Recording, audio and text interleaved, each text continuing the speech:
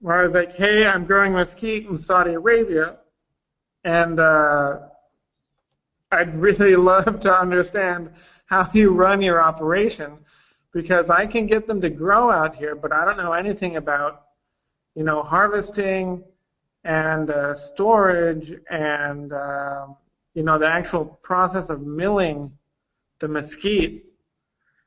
And so I wrote him a few times, and we've exchanged emails back and forth a number of times. And last time I was in the States, I actually wanted to go visit his farm, but it didn't work out. So hopefully we are going to get the next best thing here, and he's going to be able to show us some photos of his operation. Yeah, so I'm guessing he's having a few issues connecting, so I'm going to call him live right now over the phone. Just wondering, how many of you folks who are on right now, how many of you have ever tasted mesquite flower? Has anybody on here tasted it?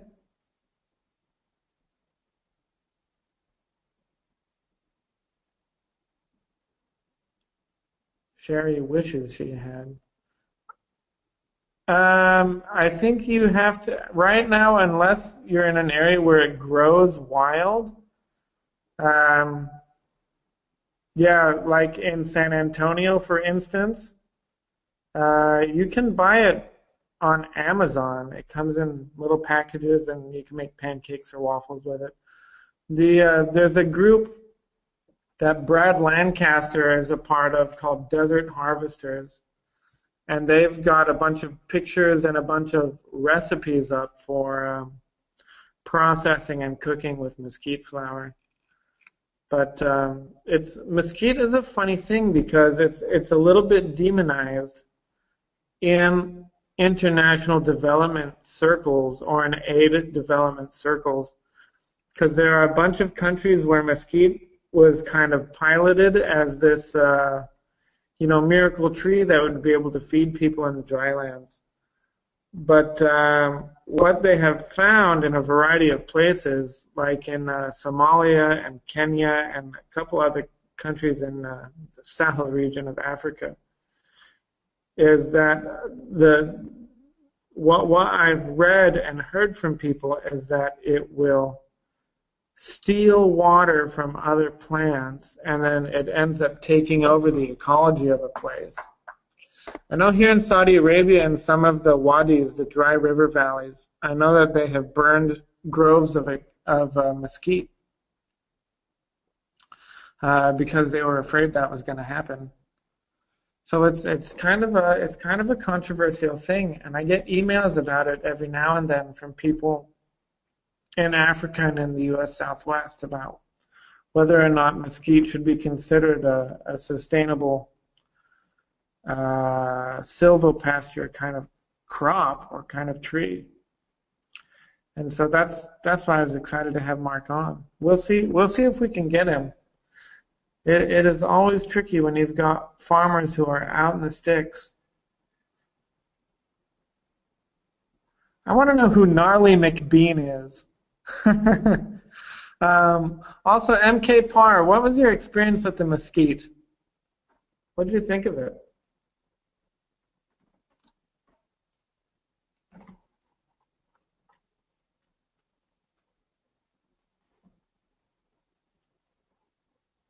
You've got your hand up.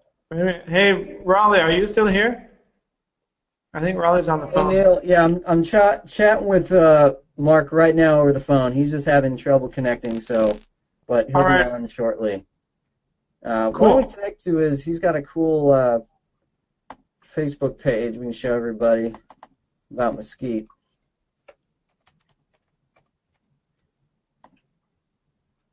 Here's Mark. You can see his mesquite farm. There you go. Okay, I'm connected. Okay, great. Mark is connected, everybody. Verifying the meeting ID. That's at Mark Moody for mesquite. Okay, great. I'm seeing you're connecting right here. Mark will be on ASAP. Fantastic. Cool. Hold on one second. Let me put my headphones on. Okay, he's got to put his headphones on real quick. Suspense, everybody. Sorry to keep you waiting. Well, we got MK coming back from Texas. Sherry. Sherry's a regular. Tony.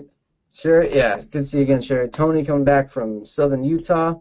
We had some questions from folks even from Africa. They want to ask Mark questions because, I mean, you know. Yeah, I'm still here. It says you're connected, Mark. You should be. It probably is taking you through a dialogue box.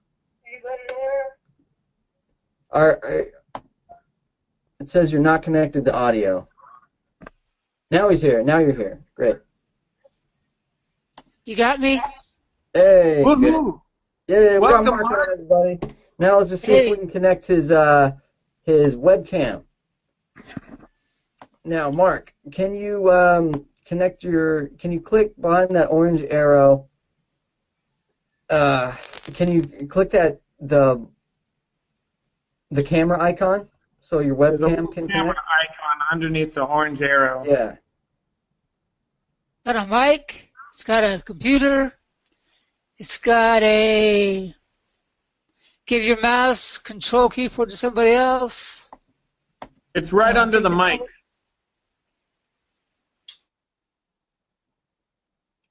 I don't want that. Is it grayed out? Because we're getting great. For some reason, we're having messed up webcam I issues. cannot find my camera mode on here. Okay. Otherwise, we'll just do just audio presentation. Well, you can't see my download of my stuff. Face. We can't see anybody's face, but we can see your computer screen. So, you know, if we just need to load up the presentation, we'll just do that. And Okay, you can the photos. Did they come through? Is what I'm saying. Well, first you got to open the folder with the photos. Are they in PowerPoint or where are they? It's in a PowerPoint. Okay, then open up PowerPoint. It's a little icon at the bottom where it's in the. You see that dashboard? There's a big P. That's PowerPoint. What? There's a big what? P. A big P. Yeah, I yeah, got it. right there. So click that. And I sent it to the. Well, that's Wayne. I'm not Wayne. I'm Raleigh. So I'm going to send it to. We can see it, Mark. We can see We it. can So see yeah, it. you'll be fine here. So just go to the start, click slideshow, and view presentation, and you should be able to get started. Yeah, we can see it. Yeah. Okay, a From beginning. slideshow. So click from beginning.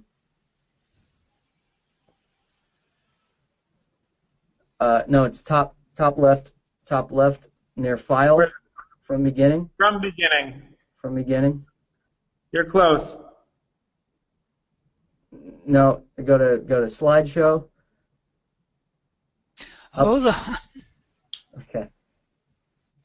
Then, From beginning, gotcha. yeah. Okay, great. Here we go. Now we're good. I think there might be a few second delay. There we go. Now we can see it. Awesome. That's a beauty.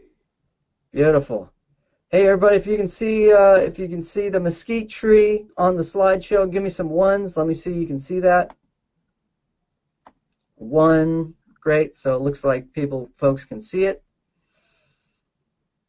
111, great. So yeah, we can see it. Okay, so Mark, just be aware there's a few second delay when you switch slides, but we can still hear we can hear you fine, and we can see your slideshow fine. So you can get started whenever you're ready, and Take it away. you can go ahead and take it away.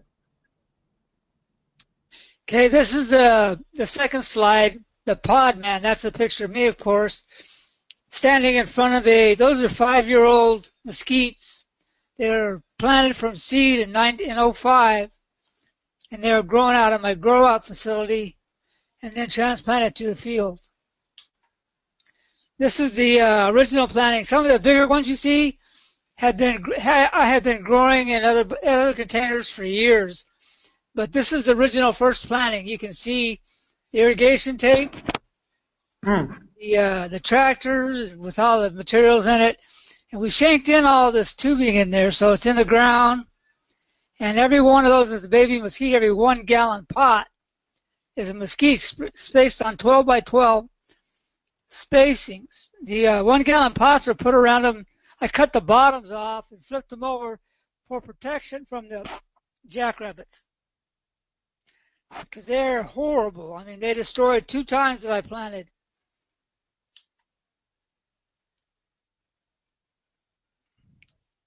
Again, the first planting, drip irrigation, is working well. You can see the wetting pattern around there.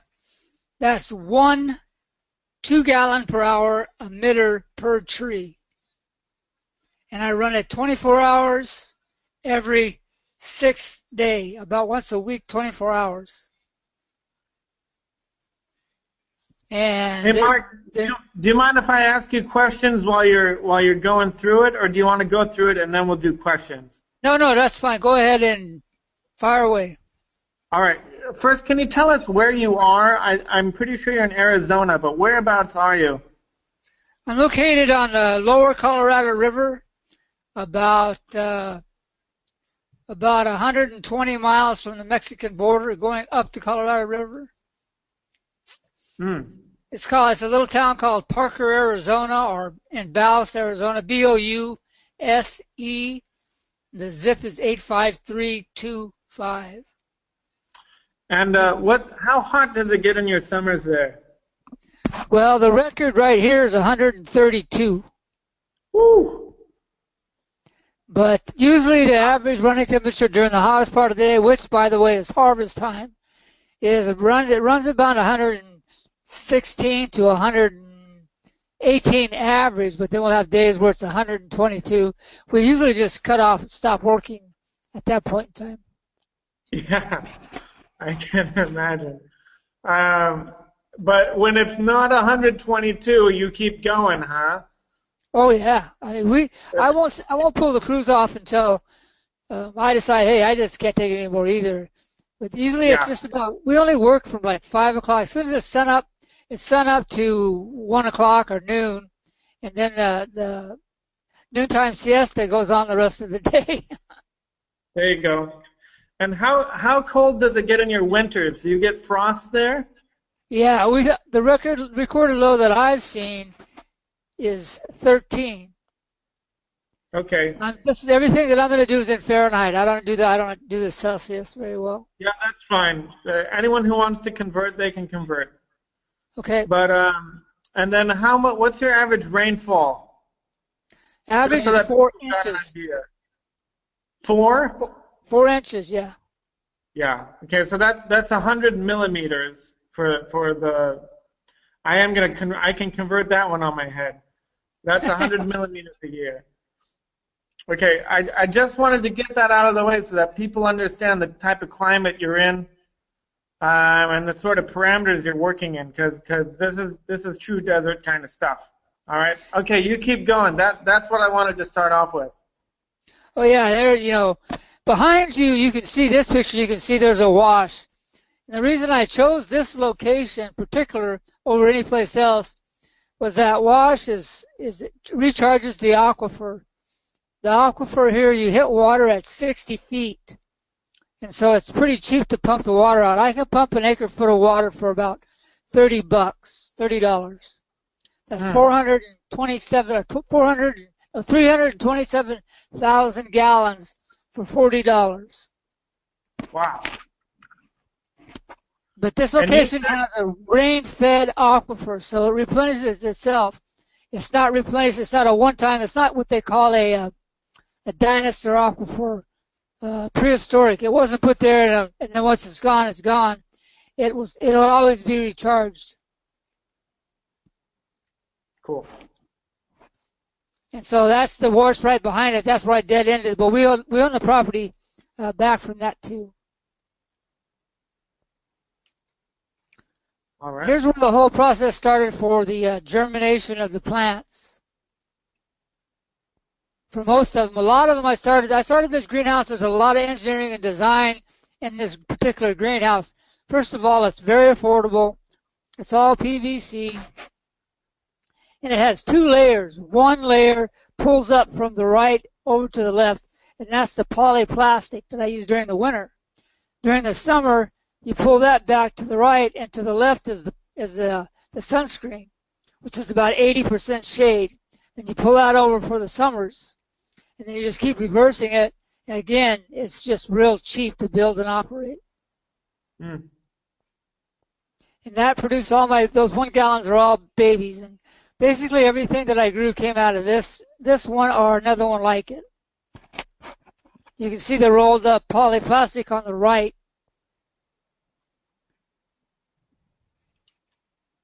Here's just an overview. That's what it looked like on the far right in the lower corner is what it looked like when we first started. That's desert. This is after we cleared the land a little bit and we contoured farm. As you can see, we left the big wash in the center on the left-hand slide. You can see the contour through the middle of the field.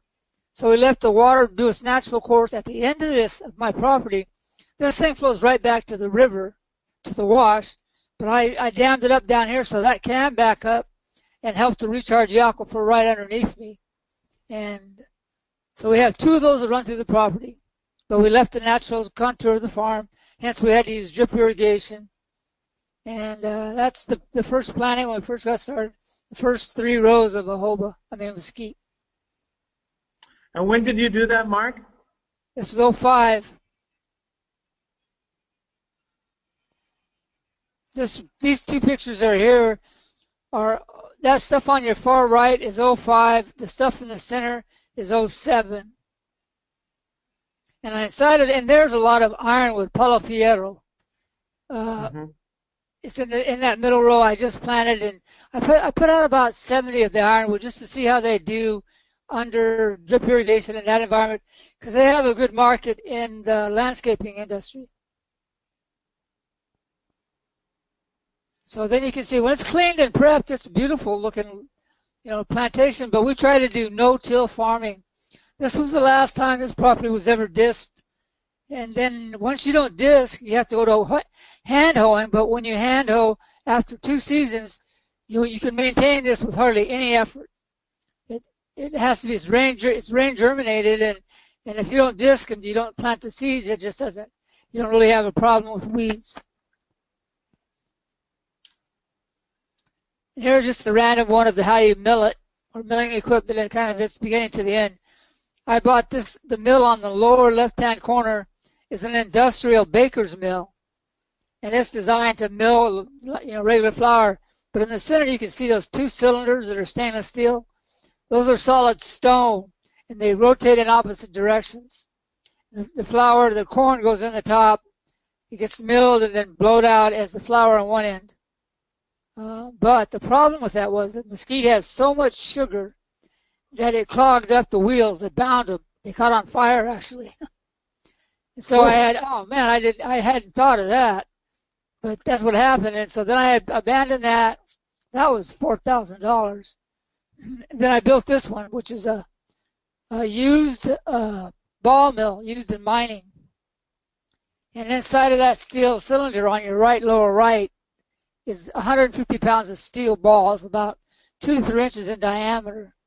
And they spin at about 30 RPM, and they crush the pods, upper right-hand corner, into the flour on the upper left-hand corner. We also grow bees. We have about 5 hives out here. 2 reasons we love the honey, of course, and it's very nutritious and very good. It goes for $90 a gallon out here. And it also is very helpful in pollinating the mesquite. And this is this whole area is basically a recluse. I mean, it's a place where it's no footprints, no hoofprints. Nothing goes in there except if you walk in there.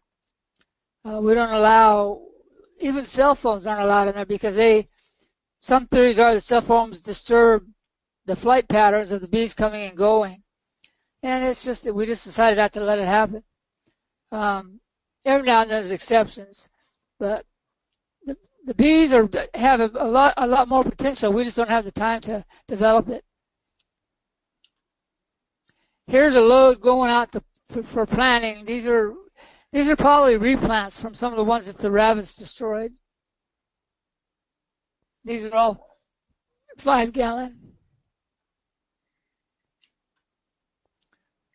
There I am, hard at work replanting with some of the work. The rabbits are wonderful pruners, but indigenous pruners. But the problem is they didn't receive any training, so they just top dress them for you and cut them right off at the top. And you have to protect each and every one of them. That one's a baby I'm just planting, and I'll protect it with chicken wire. And then later on, I'll put a protection for the. You can see right to the right of me, there's a little piece of polytubing that's cut and slit.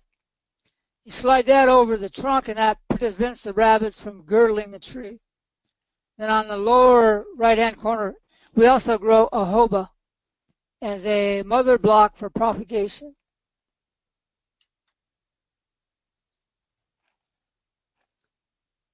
There's the plantation on the right, just a random shot through it, but you can see the spacing. Spacing is important. I'm not sure that 12 by 12 is the way to go. It might be 20 by 20. Mesquite, velvet mesquite's fairly slow growing, as well as the Scroobian mesquite. The Peruvian mesquite, on the other hand, is very rapid growing, but it also is very brittle, breaks real easily, and is real prone to disease. That mono that on your upper left, that mono matati, was found right here on the property.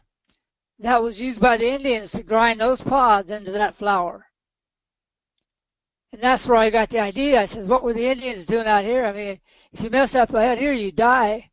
And so then I started putting two together, and it just made sense. They were milling the pods for flour. So then I did the research on the flour to discover that it's super rich in protein. It is a staple. It's a staple food. It can give you everything you need, all your niacin, proteins, everything. You can live off of it, except you need water and a few other things. And then that's the green pods, and that's the bark. The bark, back in the 1800s, was the #1 primary source of tannic, which they use in tanning all of the cowhides. That bark produces a huge amount of tannin. It's also used in medicinal purposes for the uterus, female problems, stomach problems, and a lot of other things. Mesquite has as much medicinal uses as it does for food. They just haven't been utilized yet. And that be it. Can you go back a slide or two so that we've got something to look at while we talk about this? Normally we'd all see each other's faces, but something about GoToWebinar right now is not allowing our cameras to function. Mark, can you tell us again how much, you said you irrigate about 50 gallons per tree once every 6 days? Once every, yeah, in the heat of the summer, June, July, and August. During the winter from like late November, early December, January, February, March, I hardly irrigate at all, maybe once. Yeah, so you're dripping in the summer and then leaving it starting in the fall or something. Yeah, forcing it to lower its tap roots. Right. Right. How many mesquite trees have you planted out there, Mark? 800. And off of those 800, what's the total amount of the beans you're growing? How many pounds of beans are you producing? Well, we don't know yet. I'm only in year 3 of production. I'm really only in year 1 of what I consider is going to be profitable production. I protected these trees, the good trees. Again, selection is the key. You have to select the best now, then you're going to have to propagate them by vegetative propagation. Yep. And then you plant those out, and then of those, you just keep looking for the best, the highest yielding, the earliest, depending on your weather, whether you want to plant before monsoon or after monsoon, because the monsoon creates the aflatoxins, which are the fungus that causes the problems in mesquite pods. Mm. But we don't hardly water it all during the winter, unless it's really exceptionally warm winter. You know, it's about a little less than 2 acre-feet is what I try to calculate to put on. That's your total irrigation over the year. That's what I try to apply. Yeah, sometimes it's more, sometimes it's less. Mm. And so even though you're only in early stages, I'm personally interested in how much you're producing, because I've also got about 1,200 mesquites. It looks to me like some of them look like they're velvet, and some of them look like they're more a different kind of prosopis. They're certainly not Peruvian. But they've been here in this region probably for a few decades, and they've been naturalized here. Where are you at? So I'm in Saudi Arabia. Is it indigenous there? No, it's not indigenous. I think it was brought here at some point, but a number of decades ago.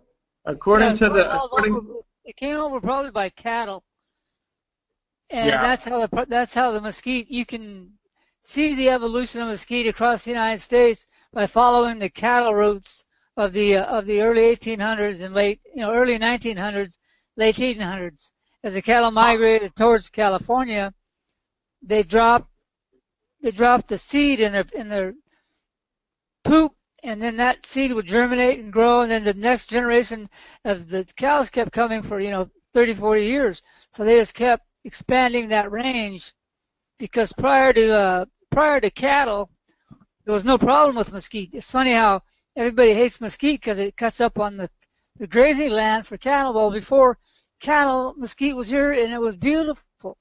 By putting the cattle in, they just make ugly little shrubs. They're worth nothing.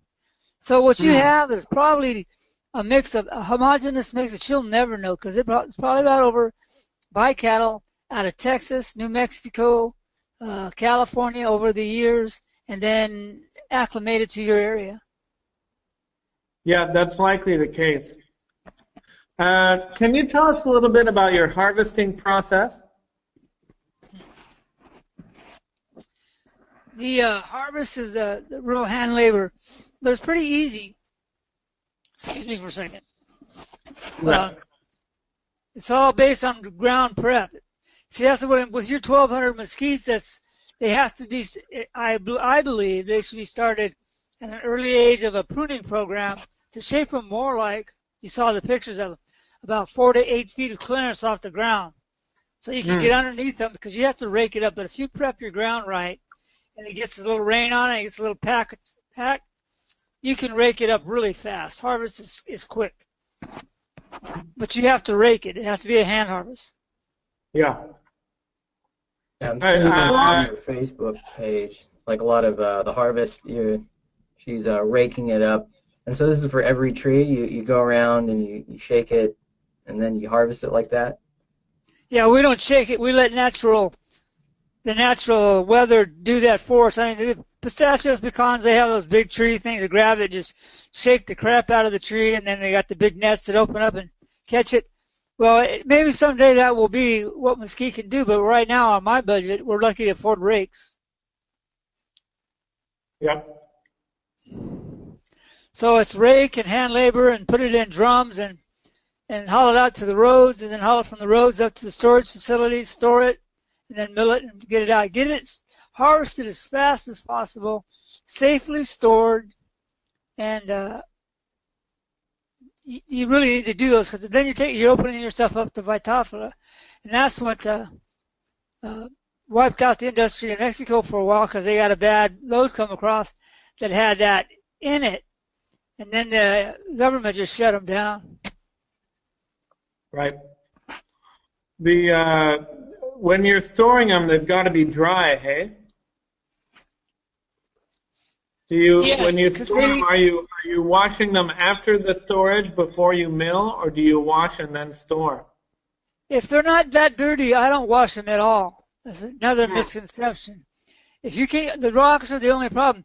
I don't consider a little bit of dust to be a pathogen, or a problem, and I don't see a need to wash them unless it's the only need to wash them is to wash the dust off. And if you, by the time you're moving around and milling them, there's the dust is about the same size as the flour. It's not that bad. So, but you don't want them to get wet. The least amount of water they're exposed to, the better. Yeah. And that's because of the mold issue? You need to mill them. Go ahead. I said that's because of the mold issue? Yes. Yeah. And you need to mill when it's below 10% moisture on the pods. You don't have to, but it just tends to take longer in the milling process the moisture the pods are. Yeah, or your mill will catch on fire. Yeah. One of our audience members is asking, do you fertilize the trees with anything? No. They're legumes, nitrogen fixing. They don't need any. That's the other great thing about them. They don't need any pesticides. There's no known natural predator to the tree. There's a couple of borers here and there, but nothing that's come as a wave that could wipe them out. And there's no known pest, and there's no need for any fertilizer. It produces all of its own fertilizer. And as like I said, the 2 acre-feet of water, that's pretty dang good. Yeah. Yeah, that's not very much at all. Tony has a follow-up question. She says, how do you keep bugs out of the pods? When I harvested with bean pods, they usually had bugs in them. When you eat Cheerios or Lucky Charms or any of those, you're eating a whole bunch of parts of bugs. I mean, I don't even attempt. There's only one bug that goes in there, and it's a beetle, back rat. It goes in there and it eats the protein, and the most protein is in the seed itself, not in the actual outer casing, which is where the flour is. So it goes in there and bores into those seed pods and takes out all of the nitrogen, all of the protein out of those pods. And then it leaves, it vacates, and it doesn't do any damage. You don't lose any value as far as protein, as far as the quantity, and it doesn't do anything to the tree, so I live with it. Yeah. I would love to eat beetles in a ground up form. That'd be great. But, okay, so here's a question from Sherry. She says, 50 gallons of water a week? That sounds like a lot of water for a drought-tolerant tree, isn't it? Have you tried less water? Well, I have not come to the exact number. That would take dedicating or adjudicating, several rows to 2 years of test. If I cut back on the water, I should be doing that because this right now is basically a big field test. And if somebody wants to throw out a scenario of testing to work that out, where I could dedicate a couple of rows and we could figure out, more to the point, how many gallons is necessary. 50 gallons a week. I don't see that as a bad number for the time of the year that we're at. That evaporation rate. What I should do is do evaporation rate and do a transpiration rate versus water versus how much is being sucked up into the atmosphere, and just try to match that. But even to match that, the evapotranspiration out here is just incredible. Lake Havasu, which is the closest body of water to us, loses 8 feet of water a year to evaporation. Yep. So those in a cottonwood tree that we have out here, they go through 50 gallons of water a day in the middle of summer. So, I haven't experimented because I didn't want to mess up at this point. I know if I'm probably overwatering, it would be great if it could be less. I've got, let me go back to the beginning. First of all, it's worth reemphasizing that you're not doing 50 gallons per tree per week, 52 weeks out of the year. It's more like 10 to 12 weeks out of the year. That's right. Correct. That's the first point I want to make. The second thing I wanted to say about this is we just got our first rainfall in 14 months. Damn. Yeah, exactly, right? And we were irrigating at a rate of about 2.5 gallons per tree per week. But we were doing that. It was more like 3.5 than 2.5. And we did that for a couple of years, and then we cut the irrigation altogether. And so these trees had not had any water for 8 months.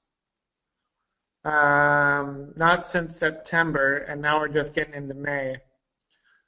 And out of all the trees we had, the Mesquite did the second best. Now, the production off of them looks to be a lot less this year than the year that we irrigated. We just got, 4 days ago, we just got 1/3 an inch of rain. That was our first rain since February of 2016. And I was looking at them this morning, and they are full of catkins now. They're all starting to bloom after that 1/3 of an inch. So Right. that's the experience that I've got this year. We are testing to see if we can go irrigation free this summer and just have them live. Right? I'm not that concerned about the production this year because we've got a sponsor to do that kind of research. So by the end of the summer, I'll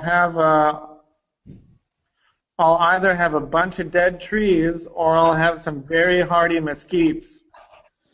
Yeah, but I think you could throw something in by if you're gonna make that commitment, then I would do if you're gonna not water at all, I would take one section not water at all, and then a smaller section only water half as much, and then a third Yep. section is going to be your testing.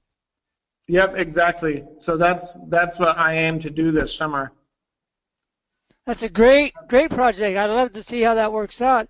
I've got some Chilean mesquites which are not as drought tolerant as the velvet, and I've got some in the field that I planted, but it's been abandoned for 8 years, and they're out in the middle of these fields, and they're growing like gangbusters with no irrigation. Yeah, no one's But they're taking care of spaced on, them. they're 100-foot spacings. Yeah. Yeah. And that's going to make a difference. Big difference. Those roots are going to go out way past the drip line looking for water. And, spacing is going to be, you can survive, they can survive on no water. Yeah. How many plants per acre are you going to be supporting? Yep. And these are all crucial questions. We don't have the answers yet. Nope. Here's a question. Go ahead, Neil. Well, I was gonna move on to the jojoba. Let's stick with the mesquite. So go for it, Raleigh. So here's a question I'm getting from a few people. I was going to ask it, but also Roberto asked it. He was like, this is about mulch. He's like, how about introducing a ground cover crop to reduce evapotranspiration? Would that interfere with harvesting? Definitely. And I did that. I intercropped with chia, which I thought would be perfect. And it would be if you could but then you have to invest in the harvest equipment for a secondary crop. Now, if you go with chia or you go with wheat or you go like barley, lay down barley, you get it, it comes up, it germinates, drops, and then you can go through that no problem. But if it's too thick, if you choose a grass type legume, Bermuda or other grasses, it's not going to go away. You're not going to be able to run a rake through it. That's the problem. You have to be able to quickly and easily run a rake without getting all that biomass, because you have to get rid of that biomass, and that's pretty easy to do with air. But it's just something more. It's more weight you got to move around and mass you got to move. The more you can leave in the field, the better off you are. But I've tried that, and I did chia, and it was successful. And I definitely think that providing a ground cover crop to reduce the reflection, not only just the evaporation, but the heat reflection, it would be crucial. Would be wonderful if you could just find that plant. So I may have the plant for you, Mark. It grows wild here. It's called portulaca. Portulaca? Yeah. P-O-R here. It's Portulaca. It's an edible. Yeah, I planted thousands and thousands of those. That's a huge landscape plant here in the States. Yeah, absolutely.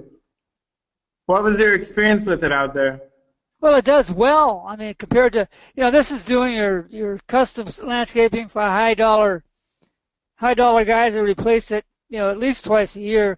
They just pull out the portulaca and plant vinca or petunias or whatever's in season. So I've never seen portulaca go past one season. Is it an annual or perennial? It's a perennial where I am. Does it sell? Is it because it's self-seeding and you can't tell that it's maybe? Maybe, but it's pretty hardy out here. Yeah, Kate Bradloff is confirming that it's porcelain. It is a variety of portulaca that grows wild in the desert of Saudi Arabia. So it's very salt tolerant, very heat tolerant, very drought tolerant. And some people grow it out here as a forage crop, and they grow some of it with seawater. Wow. Right? That's the kind of salt tolerance I'm talking about here. So well, we're talking. Go ahead. I don't know if it is the same type that your landscapers are using out there. I kind of doubt it. But I don't know to what degree it's known outside of this region. Anyhow. You don't know what? I don't know if the variety that's here is the same type of thing that's over there in the States. Right. Yeah, well, I doubt it. I mean, we have, it's such an incredible thing in the desert when you watch it. We have stuff like the desert lily just came up this year, and you'll see them come up once every 7 years or so, but based on a rain pattern. And we don't know if that rain pattern is a 10-year pattern, a 15-year pattern, a 2-year pattern. There's so many different things, variables that control. If you could go with some kind of natural ground cover, it would be great. Because is there any market for the portulaca after it's done? Yeah. If there isn't, and you just got to disc it, I don't know. It would be, whether that would be a good idea or not. So Mark, I wanted to ask you about what makes mesquite such a good product. Like I saw your picture about mesquite flour. Like, why do you think mesquite has so much potential as a superfood? Like, what do you think is going to be the biggest market for it? Well, I don't know if mesquite's ever going to capture a market. Maybe in 2 generations, because it's been forgotten. It takes a long time for it to be reestablished. It was the most popular flour in the world prior to 1820 or something like that, when they started importing flour from overseas. And when they discovered wheat and they started converting everything to grain, then mesquite was forgotten. Nobody even knew what it was anymore, except some of the families and cultures in Mexico were still using it as it was in their time. And that's the only thing that saved it from completely disappearing off of our palate. So, like, let's say you replace it in pancakes, or like in this case, cookies. Like, how does it taste different from normal wheat? Well, for one thing, it's a lot higher. It doesn't have nearly as much sugar, way less than half its sugar, and it has higher protein, and it has a caramel. It just has this unique taste that you just can't find it anywhere else. And pancakes, man, it just makes them shine. And then I make a mesquite butter, where you take the flour and you mix it with the pure butter and you melt it down, and you put it on popcorn, or you put it on corn on the cob, and it is just, you'll never go back to without it. It is great. There's so much, so much needs to be done in research on it. This is still a big experiment. Well, that sounds awesome. I would love, because I'm gluten-free myself, so if I saw mesquite flour, I would just have to buy it. It's just so, people, there's a health crisis going on where people are desperately looking for alternatives. And, that's why chestnut flour is so big. Right here, there's so many gluten-free options. Even in Iowa, they have to have huge gluten-free sections because it's just gluten intolerance is building so fast because our wheat sucks. That's why it's just so cool. It's so funny to see the advertisement now for cereal, like Cheerios or Honey Nuts, and they have to put this thing in big writing on the advertising, gluten-free. Duh! It's it's a oat. People are so naive. Yeah. I'm curious. You had this picture. Oh, go ahead, Neil.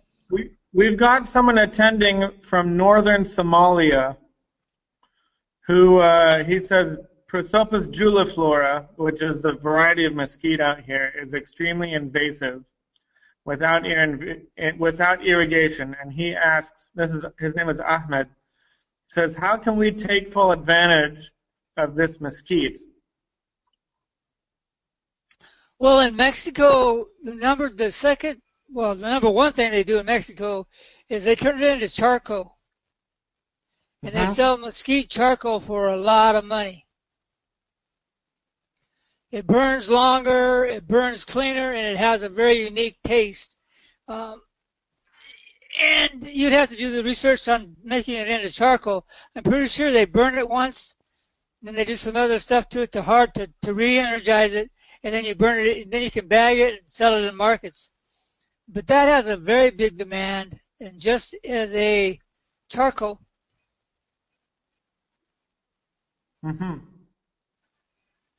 Other than that, it's a shame, but it has to be properly pruned, and then it comes down to a cost factor. If it's going to be a tree that's going to be utilized for shade or landscaping or production, it's going to have to be taken care of and started from birth, or from inception to, it's always going to have to be, but when they get to be, and the other thing about this crop is citrus is every 10 years you have to replace the crop, or it starts petering out at that point.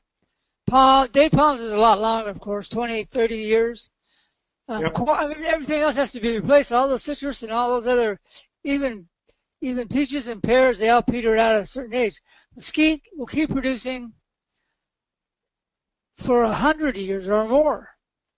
And does it get more and more seed every year? I don't know. But the oldest reported mesquite known is in Wickenburg, Arizona, and it was used as the old jailhouse. They had a big chain connected to it. When you got in trouble, they hooked you up to this chain, to this mesquite tree. And nobody ever got away.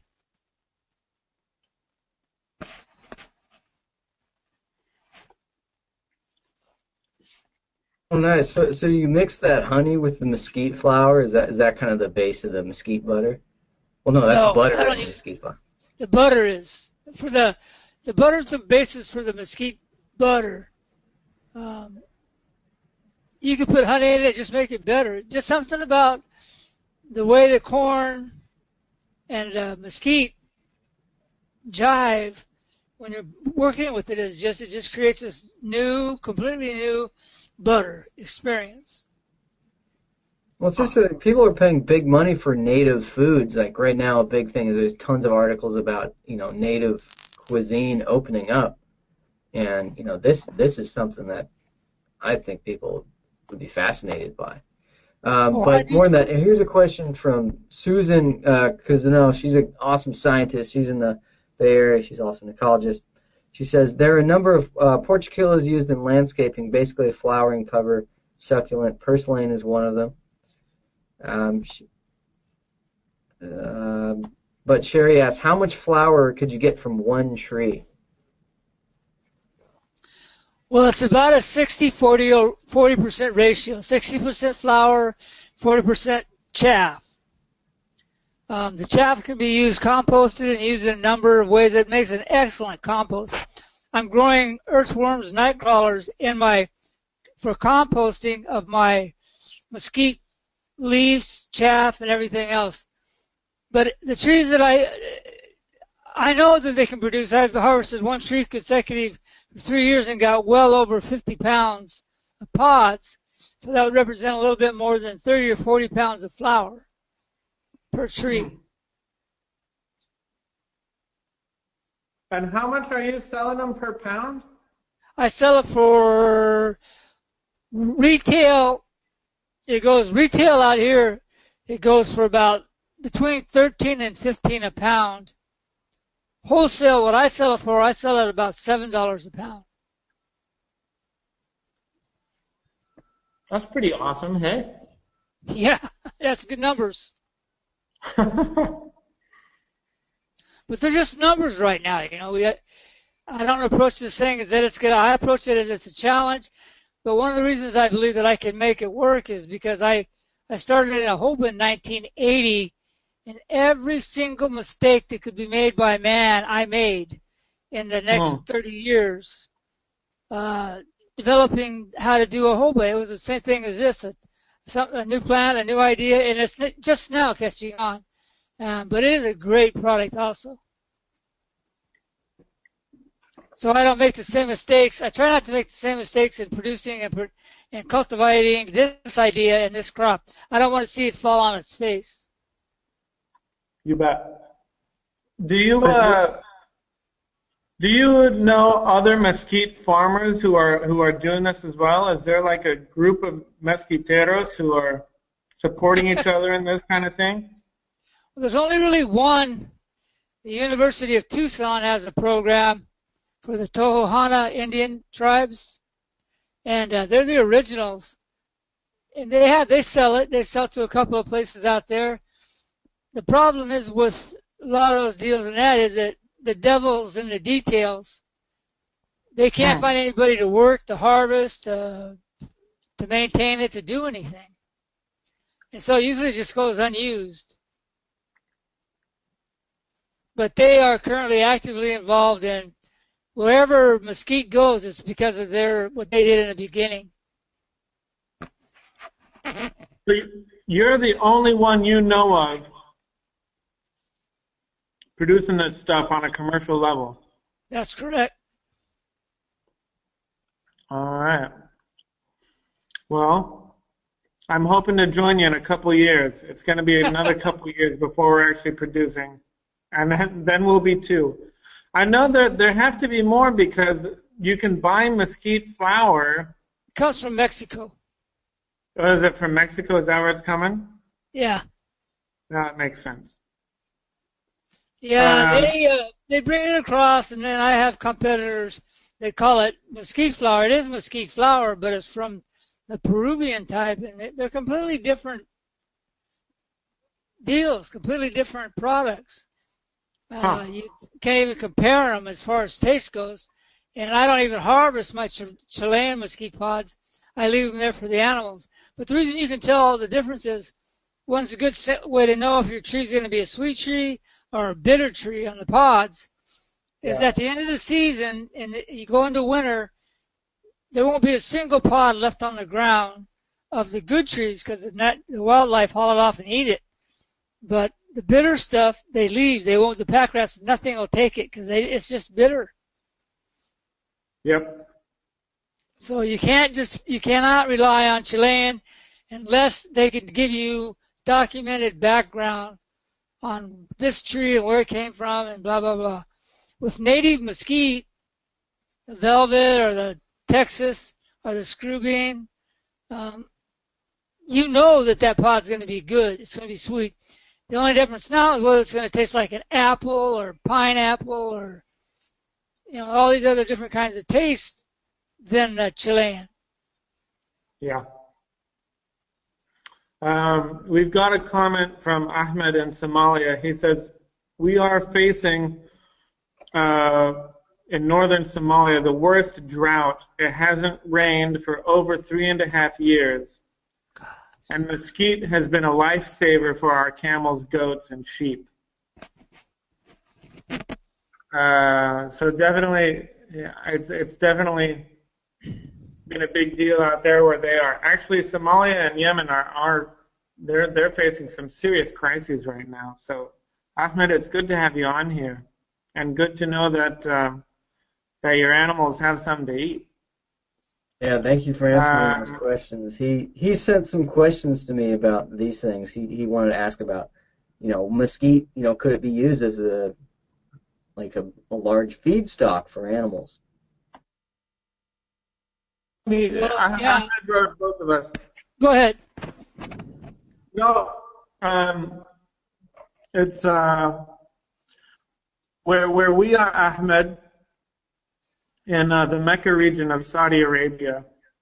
The mesquite that has naturalized here is highly sought after by camel grazers, many of whom are actually Somalis who are here to work. But they will bring their camels to the mesquite trees that are in the valleys after they've hit the ground. So yeah, as an animal forage, it's very healthy. What we've seen is that animals put on weight pretty quickly, and it doesn't have the same kinds of warnings that other dryland trees might have. For instance, I know it's Lucana, or some people say Lucina. You can't feed your animals more than 30% Lucina forage or they'll get poisoning. And we haven't observed that up in this region with foraging on mesquite for, weeks at a time. What was that, 30% of what? There's a dryland tree called Lucina. It comes from the tropics. It's Leucaena. But you can't feed it as a forage. It can't be more than 30% of your animal's diet, or it makes them sick and they die. Wow.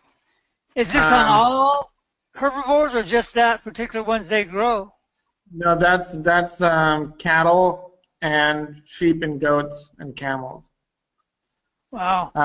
And what I'm saying is that we have not observed that with mesquite. Like, I haven't observed that there's been any sort of negative effect on the animals that graze on the mesquite here. And that's wild mesquite. It's not cultivated. It's just out in the desert.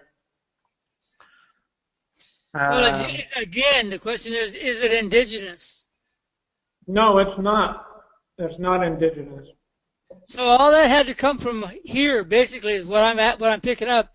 And the other question, being that the reason that may be it is because if they can digest that seed pod all the way down to digesting or breaking the outer shell of the actual seed kernel, then you would not have any wild stands growing or expansion, because they would eat but not be able to poop it out and expand the propagation. Right. That's a good point. Here's a question. Oh, so here we've got someone commenting who says, my husband had a horse. This is from Tony in southern Utah. My husband had a horse that ate too many mesquite beans in the spring. It clogged her up and she died, so it wouldn't be wise to let horses have open access to mesquite in the spring. If they're eating in the spring, they're generally going to be eating greener pods. That is a good question. There's no answer that I know of, other than start carefully. There has to be some type of time frame when the pods start changing from when they're ripening to when they're drying. And then when they're drying, I think that once they're to a dried position, I've heard of several cases like this from people, but I don't know the circumstances that they were put in to make that happen. It could have been, there's got to be a time that's appropriate that because coyotes eat it. That's their 80% of the coyote population of their food source is mesquites during the winter. Huh. And they don't, there's no problem there. The cows, we have open range cattle out here. They don't have a problem with it. But if you've got a prize horse, I wouldn't put it out there and find out for sure with the mesquite. Right. Right. Mark, can you tell us a little bit about your jojoba? Sure, I love it. It's great. It's just you can't, that's what I said. I started jojoba in 1980, and I did it with the whole concept of save the world type thing where, save the sperm whales, and that's what was happening. The jojoba oil is identical, almost identical to the oil, the spermicide that comes out of an oil well. Yeah. Out of a sperm whale. And after comparing it, the jojoba oil is actually better. And then once we produced the first 50 gallons of jojoba oil, it became non-profitable to kill sperm whales for that oil. Mm. So in a way, we did help save the sperm whales. And that's right. It's just a good green plant. It's a low water requirement.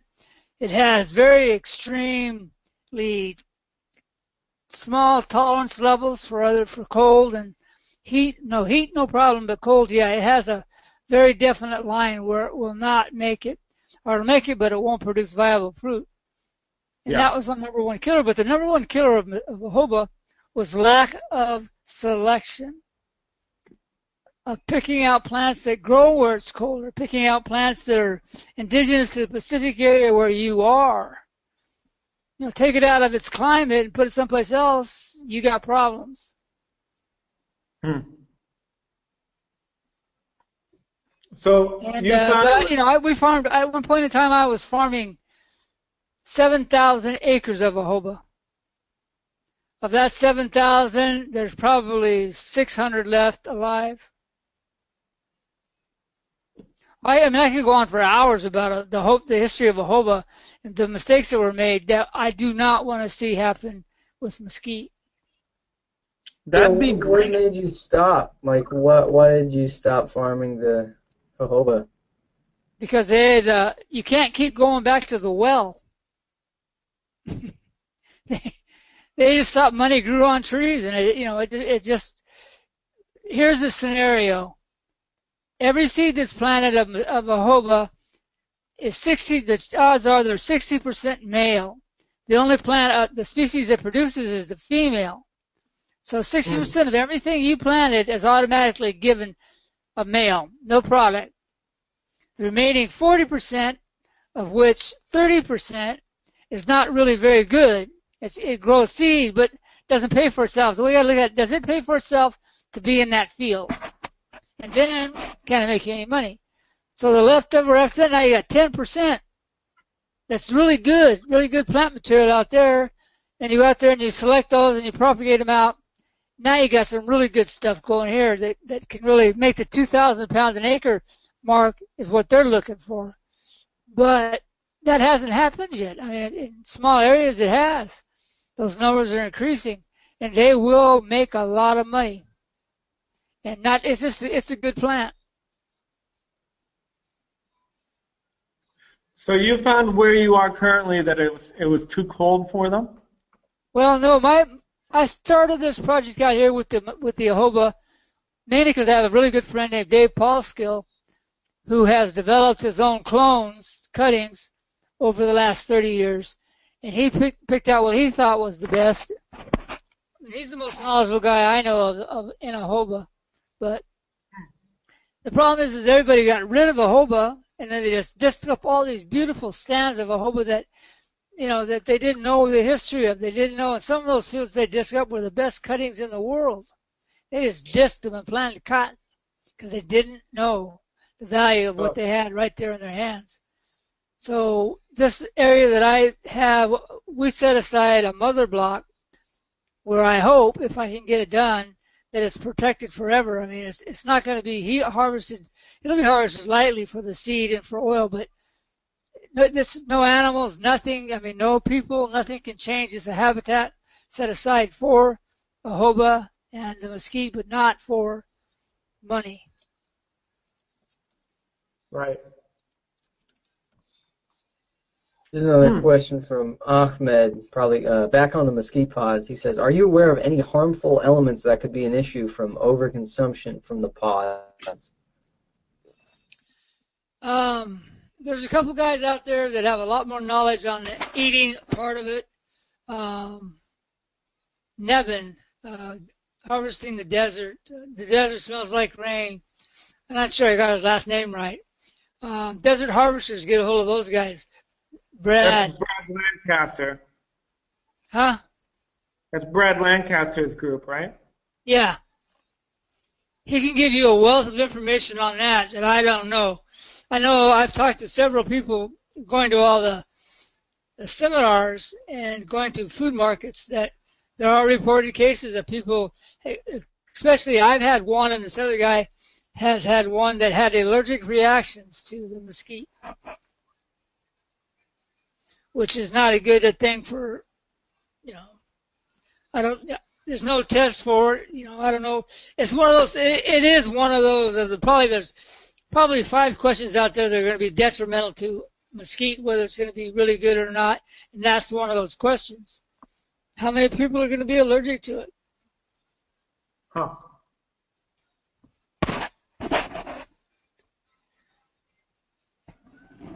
Fair enough. Cool. What do you think? Should we open this up to live call-in Q&A if someone's like super interested? You think that's a good idea, or should we just keep going? We always get audio issues with it. Yeah. But if anyone's got a burning question you're dying to ask Mark, who has got decades of experience being a desert farmer, I mean, it's pretty fantastic stuff, to be honest. Yeah. No, it's great, especially, I've lived in Arizona a few years. You drive through some areas and all you see wheat fields that are destined from Saudi Arabia, and you think that's crazy. There's no way that could. Yeah, the Saudis just bought up most of our irrigatable farmland where I live in the last 2 years to grow alfalfa to ship back to Saudi Arabia. We have shipload more water than we have oil. Yep. That's the largest dairy in the Middle East is here in Saudi Arabia. They have these cows living in a facility where they're sprayed with water every 15 minutes so they don't overheat. And they were growing that alfalfa here, but they drained 80% of their aquifers. And these are aquifers that don't refill, at least not very quickly. Yeah, they're called prehistoric, I think is what they call them. Yeah, fossil water. Fossil, there you go. That's the word I was looking for, fossil. Water is what you're thinking of. So yeah, they were fossil water aquifers. And they consumed the equivalent of Lake Erie in 40 years, with an ambition of being self-sustaining in food.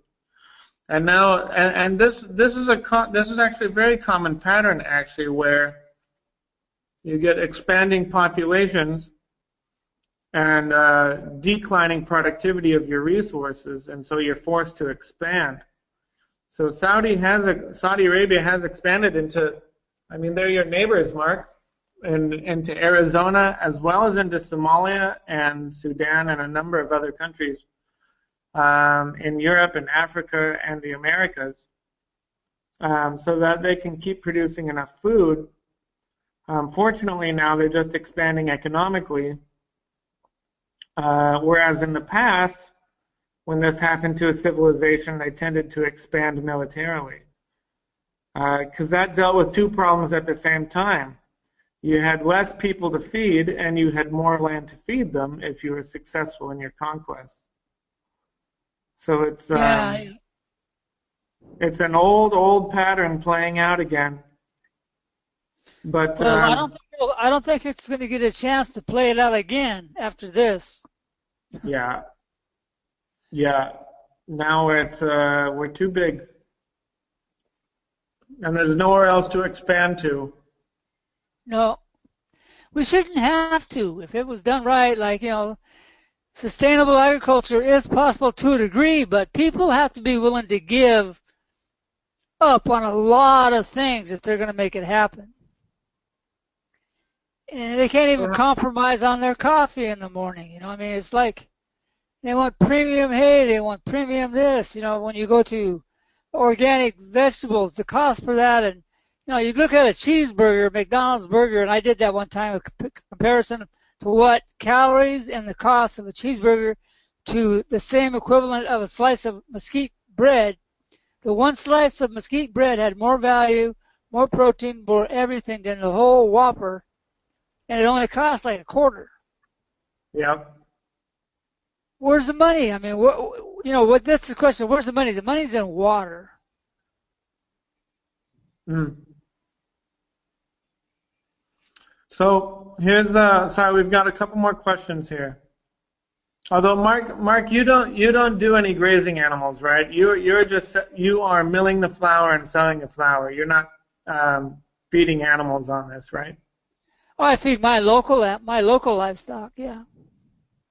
How many livestock have you got? How I many just got some chickens, and we had some cows and goats, and I get people that buy it from me for their goats, and people that buy it from me for their cows that are all local, but I haven't advertised it. Yeah. So the question is it possible for mesquite pods to make 100% of an animal's diet? Sure. Yep. Since it contains sugar, starch, and protein.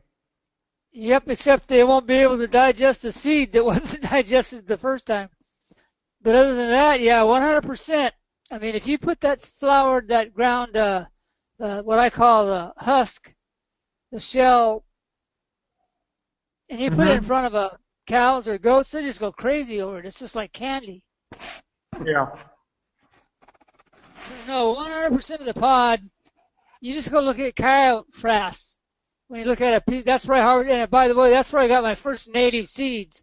Was going down into the wash and digging through the coyote poop to find the seed pods that had. Then I had to go home, dry them out, and then clip the ends for the germination. So every seed out there that I grew, I know it comes from is not native because it comes right out of the wash, right out of the coyote's butt. So would you say that there needs to be some scarification of these seeds before you plant them? Absolutely.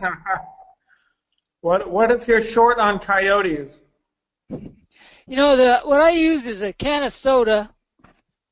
You can take a can of soda and any kind of just slightly acidic formula and soak it overnight. But if you're looking at a field of 1,000 trees, you tell me that you can't clip 1,000 seeds in an hour and a half. Yeah. It does. That's just a small part of not even.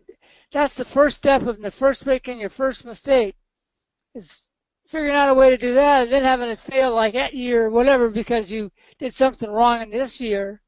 So if you clip it, it takes.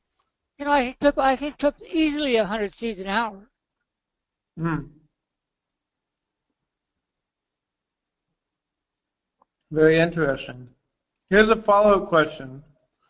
He said, historically, you mentioned that the Native Americans used to eat mesquite. Do you know how much of their diet it made up? No, I don't. I've heard anyway from 50 to, and it depends on the time of year, but I've heard anyway from 50 to 80% of their diet. Yeah. Yeah, it was the staple food. Yeah, it was correct? their staple, and it stores indefinitely was the other big value. It's like corn. They got corn. They found corn in those things 2,000-year-old or 1,000-year-old corn still viable. It stores forever. Even the flour stores forever, and it doesn't lose any value. So when they're moving, they were all hunter-gatherers out here. Mainly they were gatherers, farmers. Weight was their problem. They had to move something from one location to another if they're a gatherer. So mesquite is very light but very high in protein. Carrying around a 150-pound side of elk or 20 pounds of mesquite equivalent, which is a big difference. And a lot of those numbers I use are just hypothetical. I throw them out there. You bet. You bet. Here's a question from Sherry. Oh, go ahead, Neil. Go for it. There's a question from Sherry. She was talking about propagating mesquite for personal use. That was kind of a two-part question. First was about growing it. She says, how much work would it take per tree to harvest? How much work per tree per year? One tree, one person? Yeah. If you put in 1 day's of work, combined total hours and total hours connected to it, you could take care of one tree, which will produce you 30 to 50 pounds of flour. And depending on how you mix and use that flour, that's how much you can, how many people you can feed with it. Nice, 30 pounds of flour. That's pretty significant. And if you had a mill, like 30 pounds of flour, that wouldn't break a mill probably, because you're dealing with way larger quantities too, right? What's that? Because you were talking about earlier, you had a stone ground mill and that it broke it because that it got too hot. But if you're dealing with smaller quantities, you probably wouldn't break a mill, right? Yeah, I don't see any problem in turning this into an industrialized milling system where it's just like they would for oats, wheat, grain. You just have to use a ball mill, and you have to have about a $50,000 budget and build it. Nice. So, for some reason I can't see who asked this question, but if there's any evidence to back up the claim that mesquite is a superfood. Like, let's say comparing it to moringa, because we know, like Neil can attest that moringa is like a big superfood. It's got all huge suite of nutrients that are available. But how does mesquite compare? I don't know. Okay. What does superfood mean? Well, I guess when you think of moringa, it just has such high levels of required nutrients across the board, from omega-3s to proteins, required fats, that if you ate it, you would get your dietary requirements met. But you're saying that natives were eating mesquite as a staple, so it's close to meeting that superfood criteria, I would imagine. Here's what I'm seeing. It's high in fiber and protein and low on the glycemic index. Yeah, correct. But as a staple, that's coming from a plant. I don't know. I think superfood is kind of a gimmicky term to start out with, right?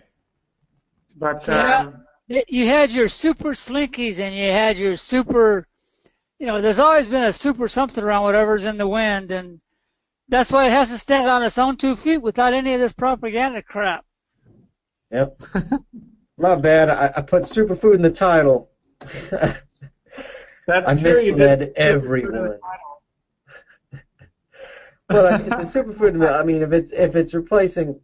If it's possible replacing corn or wheat, I think that to me is a pretty awesome food. Yeah. I don't think that it can compete because most of that stuff's dry land farmed. Yeah. And you can't compete. It's all. And mesquite's going to have a hard time finding its little niche as far as location available. Land that will. Well, we were talking. I can't remember which one. We were talking about moringa going down towards the Salton Sea. Yeah. That's a really good idea, but you can take that other one, the Portulaco one that she was talking about, that could go in off of seawater. Now, there's got to be usable ways to utilize that land closer to the saltwater situation. You bet. And Jojoba has a really strong tolerance to salt, and so does Mesquite. They can go down, way down past, most all the other trees. Certainly all of your stone fruits are going to start croaking. Absolutely. Absolutely. That's interesting. Those are. I'm. Mark, you and I talked about that a couple months ago, I think. That Salton Sea area is a really interesting scenario, because you've got that water coming off of the Colorado that's being shipped over in that channel, right? Yeah, but it does not reach the Salton Sea. No. But you're more familiar with that area than I am. But I understood that that's where most of those farmers' water was coming from. From that, yeah, it's from the, what is that irrigation district? The Yuma irrigation district. But it is a finger off of the Colorado River, correct, 100%. All right. Now, the Salton Sea water is not used for any type of agricultural thing that I know of. It's just too high in salt. Well, exactly. Exactly. So if we could find something super hardy that could, anyhow, it's neither here nor there, but it's a huge challenge. It's a huge challenge. Well, the challenge is going to be, the future challenge is finding those crops that are going to do just that.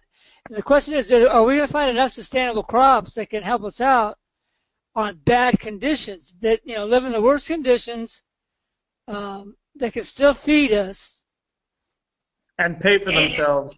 And it's just going to be, that is going to be a really hard row to hoe. Yeah.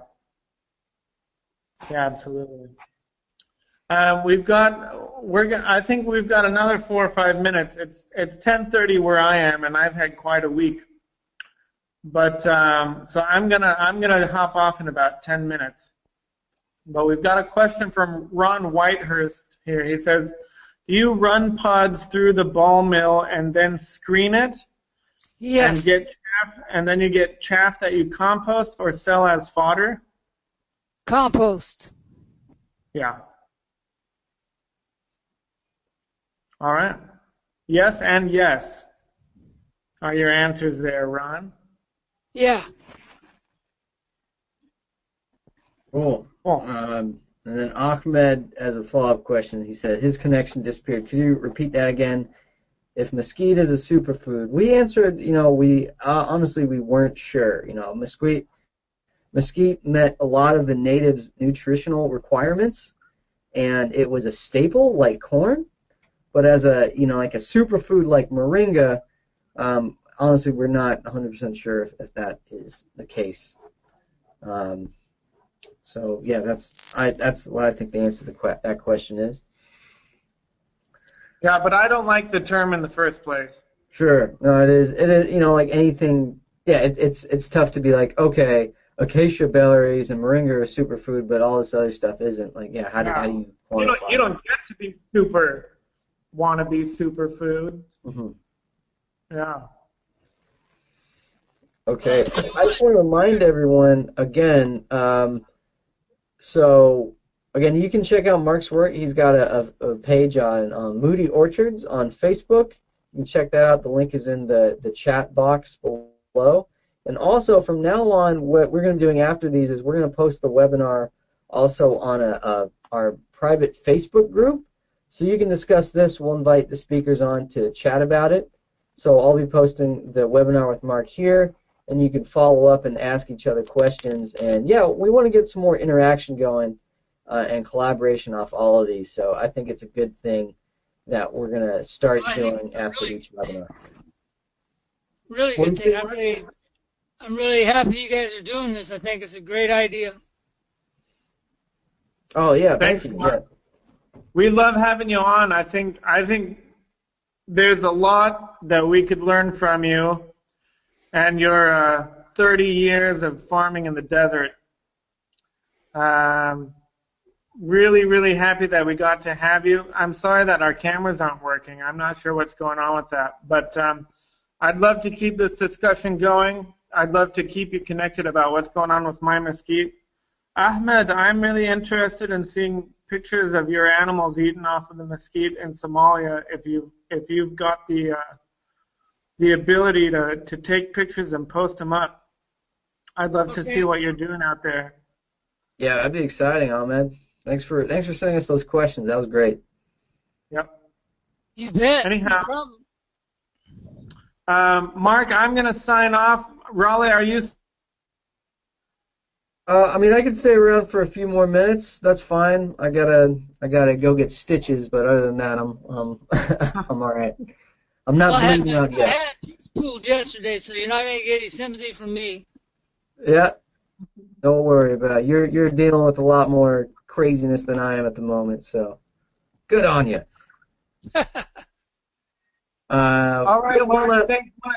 Oh, let's do some other stuff, then we can all sign off, huh? Yeah, we can all sign off. Oh, one last thing real quick. If this is somebody's first webinar, you can learn more about us at sustainabledesignmasterclass.com, and we have all of our previous webinars there on demand.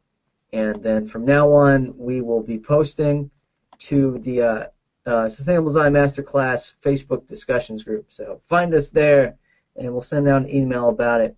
And I guess that's it. We're going to take it away, everybody. Yeah, nice meeting all of you. I didn't see you, but we'll meet again sometime. Absolutely. Thanks, Susan. Mark. Thanks, Sandra. Ahmed. Thank you, Mark. Appreciate it.